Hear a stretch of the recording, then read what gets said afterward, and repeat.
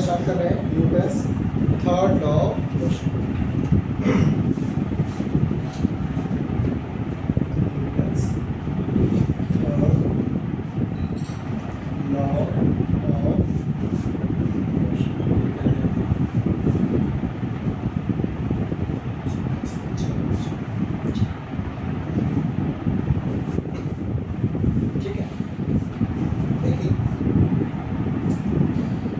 First law पढ़े, second law पढ़े, अब थर्ड लॉ पढ़े। फर्स्ट लॉ में क्या ही सीखा था? हाँ, एक तरीके से डेफिनेशन ऑफ फोर्स के बारे में सीखा। फर्स्ट लॉ क्या बताता है? Definition of force. Second law में क्या पढ़ते हैं? सेकेंड लॉ में हमने कैलकुलेशन ऑफ फोर्स सीखा कि फोर्स को कैलकुलेट कैसे करें। फॉर्मूला सीखा ना, F=ma, मीन्स फोर्स को कैलकुलेट करने के लिए हमने सेकेंड लॉ में सीखी। अब सीखने जा रहे हैं थर्ड लॉ। जानते हैं कि इसमें क्या है? देखो, हम बात करते हैं, ये स्टेटमेंट आपने शायद 9th क्लास में भी पढ़े थे, याद है?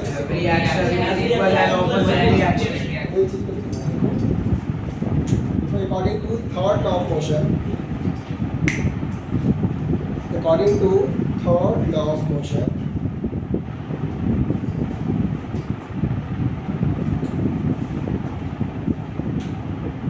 every action has equal and opposite reaction.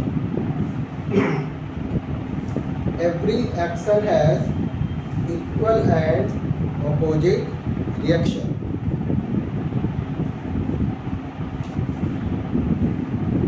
Equal and opposite reaction. अब सुनना है यहाँ पे। अगर मैं बात करता हूँ कि एक ऑब्जेक्ट ए है और इसके साथ में ही दूसरा ऑब्जेक्ट है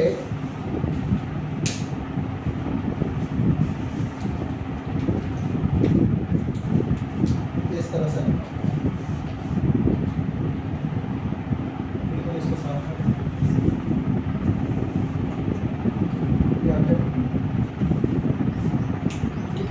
दो ऑब्जेक्ट बिल्कुल कांटेक्ट में रखे हैं। अगर मैं बोलता हूँ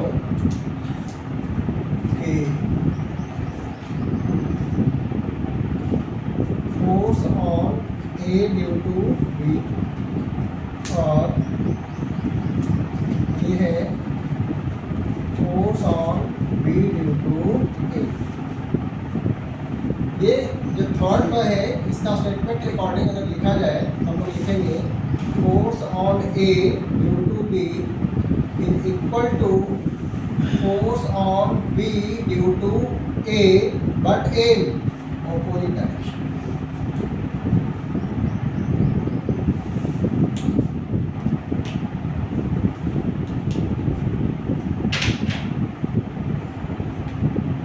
मीन्स हम लोग बात कर रहे हैं बच्चे कि अगर A B के ऊपर फोर्स लगाता है तो B भी A पे फोर्स लगाएगा, और जितना मैग्नीट्यूड का फोर्स ए बी पे लगाएगा उतना ही मैग्नीट्यूड का फोर्स बी ए के ऊपर एक्सर्ट करेगा, लेकिन इनकी जो डायरेक्शन होंगे वो अपोजिट।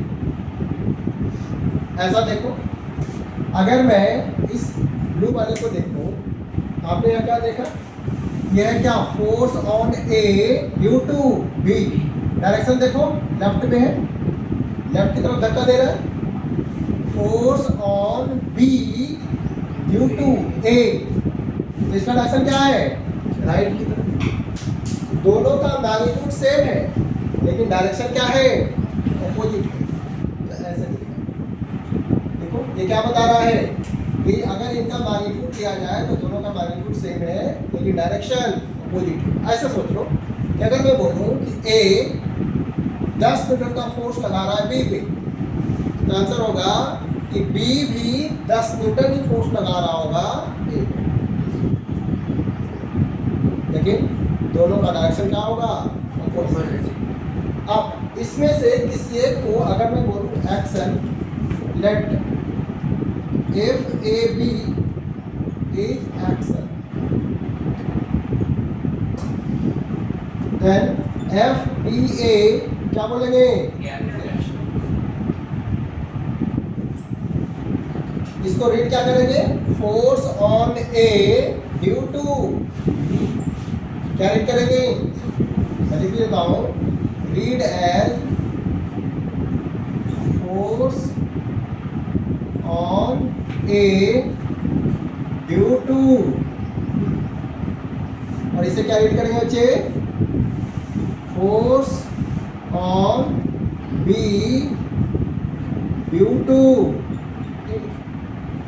तो रीड करने के लिए भी सीखना है, force on A due to B and this is force on B due to ए, पर दोनों का डायरेक्शन क्या ही है, अपोजिट है। इसमें से किसी एक को हम एक्शन बोल सकते हैं, तो दूसरा क्या हो जाएगा, रिएक्शन हो जाएगा। अगर किसी ने बोला कि F A B action force है, तो F B A reaction force count किया जाएगा। आप अगर ऐसा बोलते कि एफ ए बी या एफ बी ए एक्शन है, तो इसे रिएक्शन काउंट, तो दोनों बोला जा सकता है, कोई दिक्कत वाली बात नहीं। और भी एग्जाम्पल में लेता हूँ, देखो ये ग्राउंड है, इस पे कोई बच्चा खड़ा है, अब्दुल आप रेडी हैं, अब्दुल है, तो देखो ये जो अब्दुल ग्राउंड पे फोर्स लगा रहा है ना, और ग्राउंड अब्दुल पे फोर्स लगा रहा है। अगर मैं बोलूँ ए फोर अब्दुल है ना, और जी फोर ग्राउंड, ठीक है, देखिएगा force on ground due to, और ग्राउंड भी तो फोर्स लगाएगा, ये ग्राउंड फोर्स लगा रहा है ऊपर की तरफ, force on Abdul due to ground. अगर मैं बोलूं कि ये एक्शन है, ये क्या होगा, आप जरा ध्यान से देखो बच्चे, एक्शन फोर्स किस पे एक्ट हो रहा है, अर्थ पे, और रिएक्शन फोर्स अब्दुल। इसी तरीका से अगर मैं बोलता हूं force on A due to B is action, means A पे जो फोर्स लग रहा है तो क्या बोल रहे हैं, action force. Means action force किस पे है, ए पे, तो रिएक्शन फोर्स किस पे एक्ट हो रहा है, बी के ऊपर।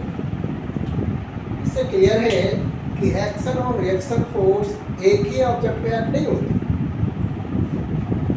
ध्यान से सीखिएगा, यहाँ एक्शन फोर्स ए पर है, तो रिएक्शन फोर्स, हाँ इन दोनों का मैग्नीट्यूड इक्वल है, लेकिन डायरेक्शन अपोजिट है। और दूसरी खास बात क्या है कि ये दोनों फोर्स एक ही ऑब्जेक्ट पे एक्ट नहीं करते, ठीक है। तो एक ये भी लिख लो, फिर नीचे में लिखेंगे एक्शन एंड रिएक्शन फोर्स, पहले ये लिख लो, ये बनाए आप, ये भी बना, और लिख भी लेना ए फोर अब्दुल और G for ground.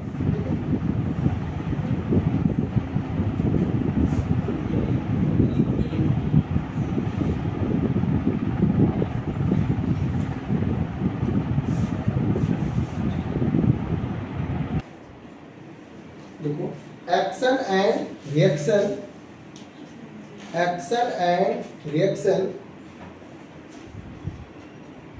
Are not acting on the same object. Action and reaction are not acting on the same object.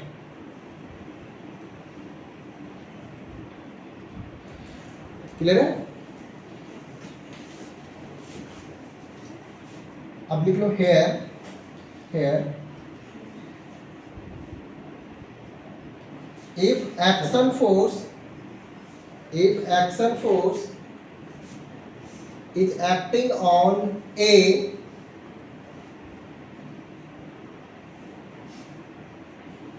then reaction force is acting on B. Reaction force is acting on B. Clear है? मिटा दे। अब एक और चीज आपके साथ हम discuss करते हैं, सुनिएगा ध्यान से। अब एक क्वेश्चन है, डायरेक्टली मैं इस क्वेश्चन पे ही जाता हूँ, फिर आपके साथ भी डिस्कस करेंगे। क्वेश्चन ये बच्चे कि सोचो ये मैंने कोई कार्ड बनाया है जिसमें टेबल लगे हुए हैं और इसको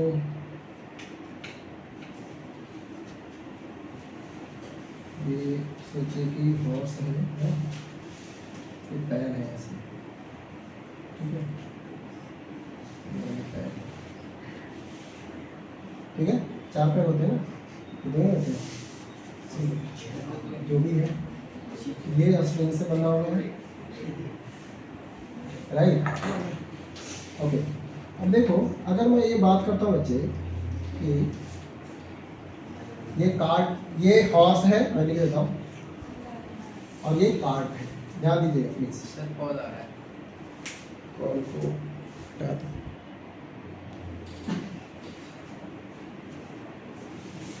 ये हॉर्स और ये कार्ड। क्वेश्चन मेरा ये है, क्वेश्चन ये है कि जितना फोर्स हॉर्स कार्ट पे लगाएगा उतना ही फोर्स कार्ट भी हॉर्स के ऊपर लगाएगा। ये क्लियर? अच्छा, फिर ये कार्ट हॉर्स के जो भी अपना पुलिंग है उस डायरेक्शन में क्यों मूव करता है? क्वेश्चन फिर से सुन लो। अगर देखा जाए तो जितना फोर्स कार्ट हॉर्स पे लगाएगा उतना ही फोर्स हॉर्स कार्ट पे भी लगा रहा होगा, लेकिन हॉर्स उसको पुल कर पा रहा है, अपनी तरफ उसको खींच ले रहा है। ऐसे कैसा पॉसिबल है? कार्ट हॉर्स को क्यों नहीं खींच पा रहा है, या मूव भी नहीं करना चाहिए था? अभी तक हमने, ध्यान सुनिएगा, मैं ये बात बता रहा हूँ बच्चे, अभी जस्ट अभी हमने सीखे हैं कि एवरी एक्शन है इक्वल एंड ऑपोजिट रिएक्शन। अगर मैं बोलता हूं कि हॉर्स 10 न्यूटन का फोर्स लगा रहा है कार्ट पे, then it is very clear कि कार्ट भी इस पे 10 न्यूटन का फोर्स लगा रहा है। फिर ये कार्ट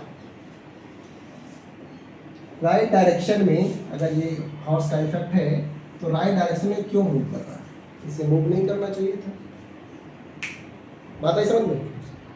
क्वेश्चन क्लियर है कि अगर दोनों के फोर्स बराबर हैं तो कार्ट क्यों मूव कर रहा है? हॉर्स को नहीं पीछे आ रहा है, कार्ट आगे क्यों जा रहा है? हॉर्स को पीछे जाना चाहिए था, या कुछ भी नहीं होना चाहिए था। सर एक्सेलरेशन तो हॉर्स लगा रहा है ना, सर कार्ट को लगा दिया। अब बोलो क्या होगा? एक्सेलरेशन तो हॉर्स लगा रहा है, कार्ट को लगा रही है। सर कार्ट पे वो लेकिन फोर्स तो वो इक्वल लगाएंगे ना। सर लेकिन सर कार्ट पे फ्रिक्शन फोर्स कर रहे हैं। अच्छा, तो हॉर्स को नहीं लगेगा? हॉर्स तो हाँ वो है।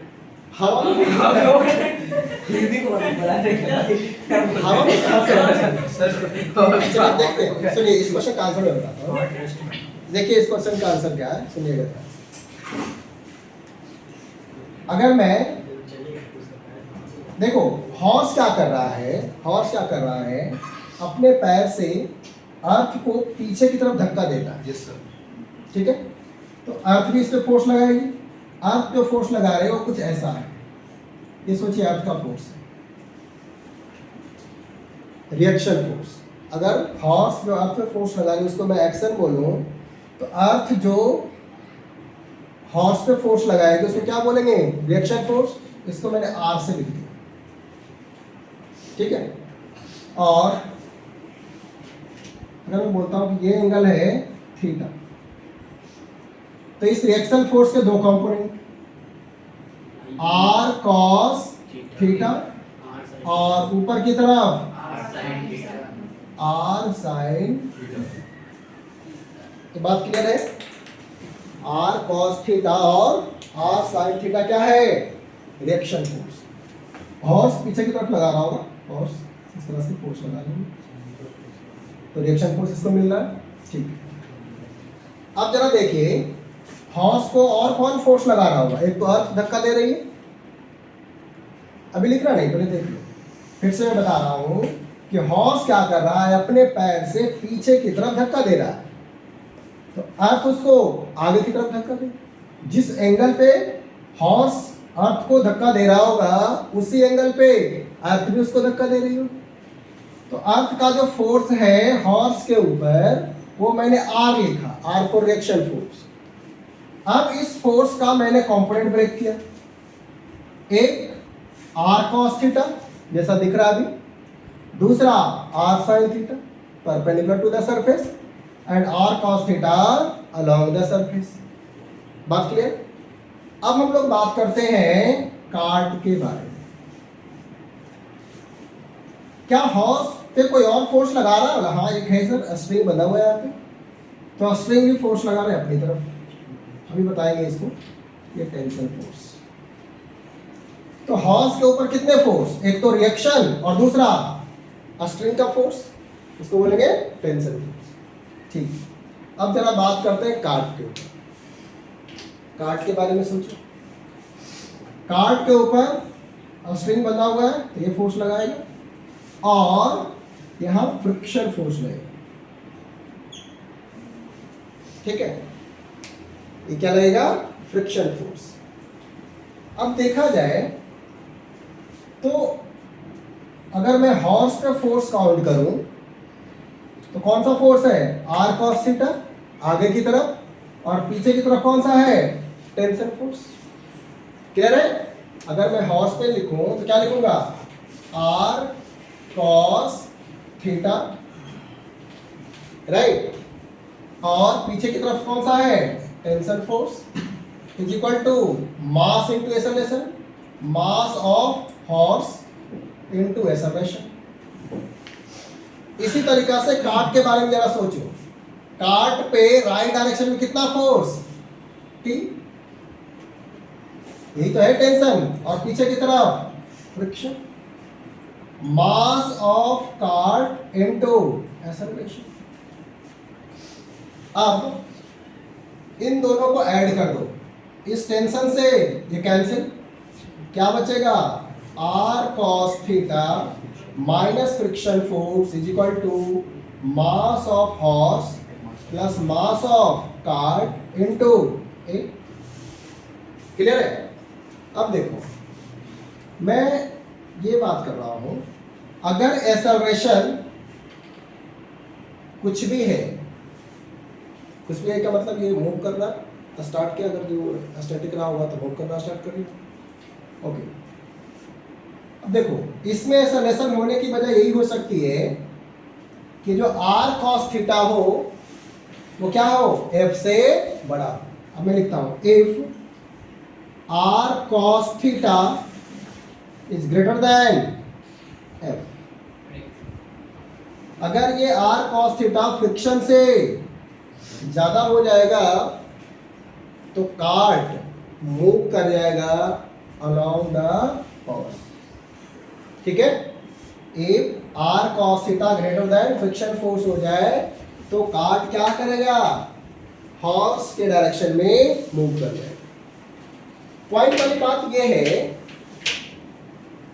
कि ये दोनों इक्वल हो ये जरूरी नहीं है। क्यों? क्योंकि ये एक्शन रिएक्शन पेयर नहीं।